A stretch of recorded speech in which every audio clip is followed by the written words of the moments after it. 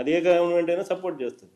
కానీ ఈ మాదిరిగా స్కాములు చేస్తూ గవర్నమెంట్ ఆల్రెడీ కట్టిన బిల్డింగులను, గవర్నమెంట్ ఆల్రెడీ కట్టిన ఆస్తులను ప్రైవేట్ వాళ్ళకు ఊరికనే ఇచ్చేసేయడము, మీ జీతాలకు కూడా గవర్నమెంట్ ఇవ్వడం, ఇట్లాంటి ఎవడు చేయమని చెప్పి ఏ గవర్నమెంట్ ఎప్పుడు కూడా చెప్పదు.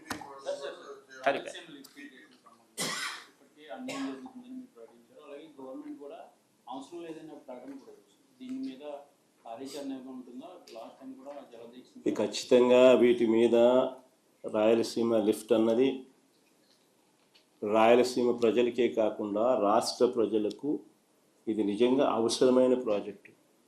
రాయలసీమకు సంపూర్ణంగా నీళ్ళు అందితే గోదావరి నీళ్ళు యూటిలైజేషన్ కృష్ణా డెల్టా ప్రాంతానికి ఇంకా మోర్ సద్వినియోగం చేసుకోగలుగుతారు.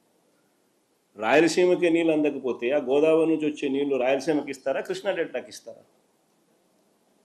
సో ఇది రాష్ట్రానికి సంబంధించిన వెరీ ఇంపార్టెంట్ సబ్జెక్ట్ ఇది.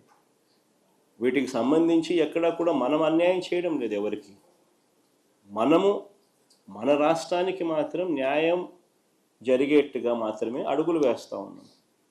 ఈ అడుగులు వేసేది చంద్రబాబు నాయుడు లాంటి అన్యాయమైన వ్యక్తి అడ్డుకునే కార్యక్రమం ఏదైనా ఉంటే తన స్వార్థం కోసం అడ్డుకుంటే అడ్డుకోవచ్చేమో, కానీ అది ఓన్లీ టెంపరీ. ఖచ్చితంగా దీని మీద కూడా ఉద్యమాలు జరుగుతాయి. ఖచ్చితంగా మళ్ళీ అధికారంలోకి మేము వచ్చిన తర్వాత వాయువేగంతో ఈ ప్రాజెక్టు కూడా పూర్తి చేస్తాం. టీడీపీ గవర్నమెంట్, మీరు గవర్నమెంట్లో ఉన్నప్పుడు టీడీపీ వాళ్ళు ఆంధ్ర శ్రీలంక అయిపోతుంది, సోమాలియా అన్నారు.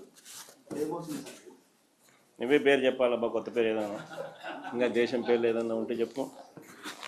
సోమాలియా కన్నా అదే సౌత్ సుడాన్ అంటారు మరొక.